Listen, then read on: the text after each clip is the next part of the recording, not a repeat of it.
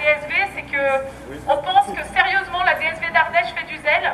Valère va nous expliquer pourquoi.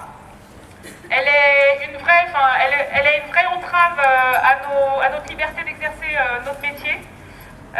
Il va nous détailler un peu toute l'histoire de l'année écoulée. Et on voulait en profiter pour leur remettre un diplôme à la DSV. Elsa, tu as les diplômes. On va leur remettre un diplôme du meilleur soldat contre l'agriculture paysanne, avec mention très bien pour la disparition des paysans et des paysannes.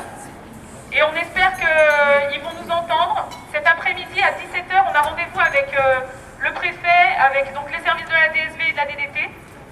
En même temps, il y a un rendez-vous à la DGAL, donc au ministère. On a une équipe qui a rendez-vous avec la DGAL pour parler de cette histoire de puçage électronique. Jean-Émile de la commission Ovine nous expliquera un peu plus les revendications nationales qu'on veut porter. Et puis tout au long de la journée, on essaiera de voir jusqu'où on peut aller aujourd'hui et voir plus tard. Voilà. Je pense qu'on va laisser la place à Valère pour qu'il nous explique leur parcours du combattant de cette année. Et puis on reviendra sur nos revendications et le déroulement de la journée. Merci.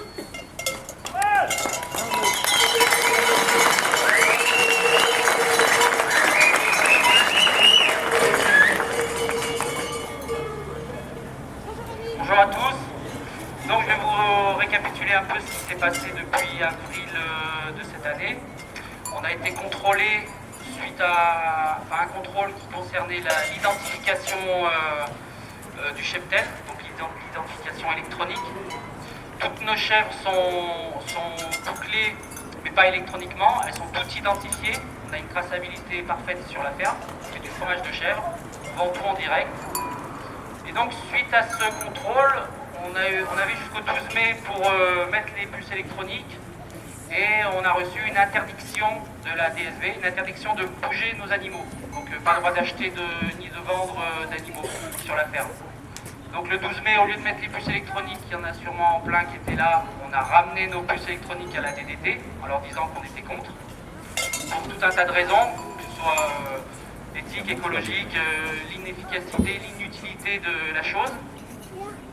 Donc suite à ça, on a mené le préfet en fait, au tribunal administratif pour contester cette interdiction. Donc on a perdu pour l'instant au tribunal administratif sur la levée de cette interdiction. C'est pas encore passé en jugement. Et donc on a perdu. Et la DSV nous a promis devant le juge, le jour de l'audience, que suite à l'interdiction de mouvement d'animaux, il y aurait aussi une interdiction de vendre des fromages. En sachant que la PAC, là c'est encore un autre domaine, on en reparlera tout à l'heure, nous a supprimé 8 000 €, donc 100% de nos subventions, y compris les subventions sur les cultures de châtaignes, qui n'ont absolument aucun rapport avec les chèvres. Mais bon, ça saute aussi. Donc c'est pour ça que nous on est là aujourd'hui, on est en colère envers la DSV parce qu'elle applique des sanctions administratives les plus graves à mon sens qui puissent être, puisque c'est carrément crever, mettez la clé sous la porte. Si vous n'êtes pas d'accord avec une législation, vous mettez carrément la clé sous la porte et vous mourrez. Avec l'aide de la PAC, bien sûr, derrière de la DDT qui supprime aussi les primes. Donc on a quand même dit au préfet tout ça qu'on avait peut-être l'intention de boucler, parce qu'on ne veut pas mourir non plus. Mais vu les réponses qui nous ont été faites, on va peut-être pas boucler tout de suite comme on avait prévu. Peut-être continuer à faire de la résistance jusqu'au printemps, jusqu'à ce que j'ai des chevreaux et des fromages à vendre. Et je pense que j'ai assez retracé ce qui s'est passé cette année. Je pense que tout le monde comprend notre colère. Et donc on va aller se promener un petit peu avec les brebis et on va aller rencontrer le préfet à 17h. Mais surtout, ce qui était important ce matin, c'est de prendre la parole devant la DSV pour bien qu'ils sachent qu'on est très très en colère et qu'on fait un métier qui est difficile. On essaie de le faire du mieux qu'on peut. Les consommateurs ont confiance en nous. Pourquoi pas l'État? C'est un slogan que j'ai vu ce matin que je trouve très bien. Donc tout ce que je veux dire à la DSV, c'est laissez-nous bosser et c'est tout. Merci à vous.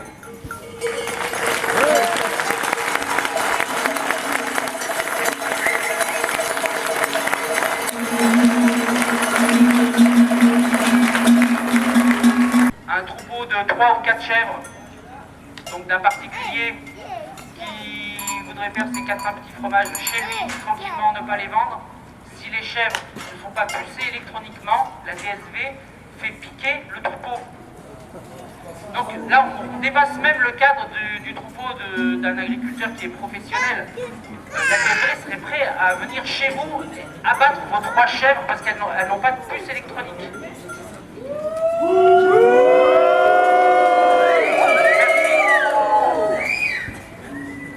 Non, mais c'est juste pour préciser qu'en fait, chaque DSV, en fonction des différents départements, elle a un comportement complètement différent. Il y a des DSV qui, genre dans le Calvados, il y a eu des contrôles qui ont été effectués. C'est passé, quoi. Même des bêtes non poussées électroniquement, ils ont laissé couler. Donc il faut vraiment voir que certes, il y a un cadre de loi, mais chaque directeur de DSV a quand même toute une latitude pour faire exercer de façon plus ou moins forte cette loi. Et nous, ce qui nous fout la rage et on se demande vraiment, c'est est-ce que vraiment on est des bandits, quoi? Parce qu'on nous considère et leur comportement est envers nous comme si on était des bandits, des grands bandits. Alors que, comme le disait Valère, les consommateurs, la société civile, elle, de l'autre côté, nous fait confiance, quoi. Et je pense que faut qu'ils arrivent à l'entendre, ça. Que la légitimité de cette action, il faut arrêter. N'ont-ils pas les mineurs? Enfin, franchement, on se demande s'ils n'ont pas autre chose à faire que de se battre contre nous, quoi. Du coup, merci Elsa, on va décerner un diplôme officiellement à la DTCSPP de la pêche.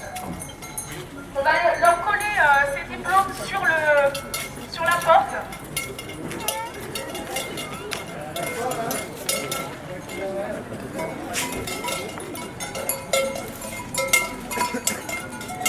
On le relie, donc c'est un diplôme du meilleur soldat en lutte contre l'agriculture paysanne, décerné par le ministère de l'Agriculture industrielle, avec mention très bien pour la spécialisation disparition des paysans et des paysannes.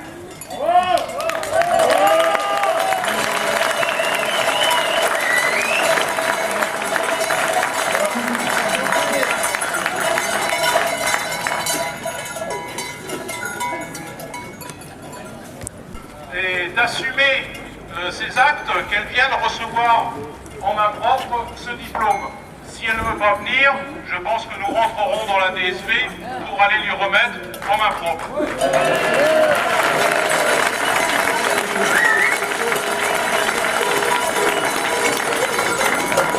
Donc aujourd'hui, une fois de plus, on est rassemblés pour dénoncer comment une politique agricole avec la complicité d'un certain nombre d'administrations, et on l'a vu dans son département, la DSV, veut restructurer et industrialiser de plus en plus l'agriculture.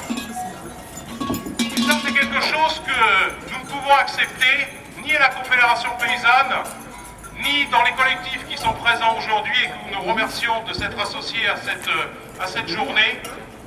Parce que pour nous, nous sommes dans une pleine logique de déculturation de notre profession de paysan. Et ça, c'est quelque chose qui était absolument inacceptable. Au-delà de la pression économique et sociale que nous vivons, il y a aussi cette pression de déculturation où on veut faire de nous uniquement des instruments de cette politique. Et le puçage de nos animaux en est un élément frappant. Et on a du mal à comprendre comment on peut pénaliser des gens qui refusent de pucer des animaux qui ne représentent aucun danger en termes de santé publique et qu'on autorise parallèlement, et que là il n'y a aucun ou très peu de contrôle et pas de pénalité aux gens qui continuent à utiliser des pesticides et des insecticides en masse.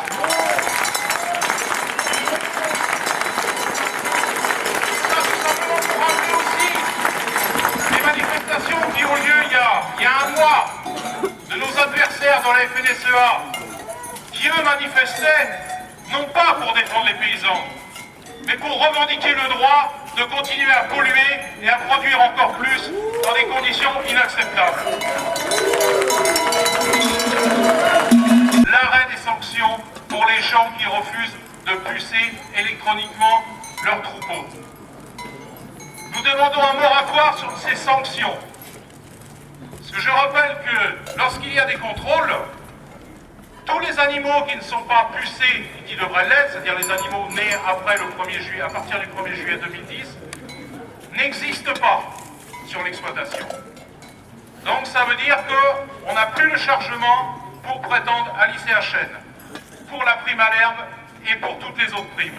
Donc ce qui fait qu'il en découle eh bien, des sanctions en cascade, et on arrive à des sanctions jusqu'à 15 000 € comme pour des copains dans le Tarn, ici 8 000 €, ailleurs 10 000 €, et ainsi de suite. Et c'est tous les jours que des gens sont effectivement sanctionnés pour refuser, non pas d'identifier, mais d'identifier électroniquement.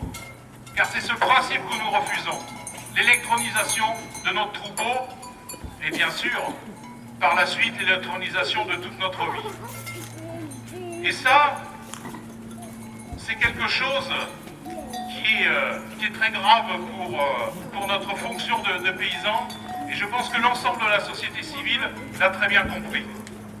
Et nous devons élargir notre combat contre l'industrialisation de l'agriculture, qui amène une précarisation de plus en plus grande d'un certain nombre de paysans, à la précarisation de l'ensemble de la société. Parce que je crois que si on précarise, je rappelle qu'il y a plus de 8 millions de travailleurs pauvres dans ce pays, 1,5 million d'enfants vivent sous le seuil de pauvreté. Et donc ça veut dire qu'en face, pour nourrir ces gens qu'on précarise de plus en plus, il faut aussi une précarisation du métier de paysan, donc son industrialisation, pour avoir des coûts les plus bas possibles. Et ça, c'est inacceptable pour un syndicat comme la Confédération Paysanne. Et aujourd'hui, nous prenons l'engagement ici de soutenir systématiquement tous les gens qui refuseront cette industrialisation sous quelque forme que ce soit le puçage, que ce soit l'usine des 1000 vaches, que ce soit les usines à poulets, les usines à cochons qui détruisent et l'environnement et notre métier. Je vous remercie.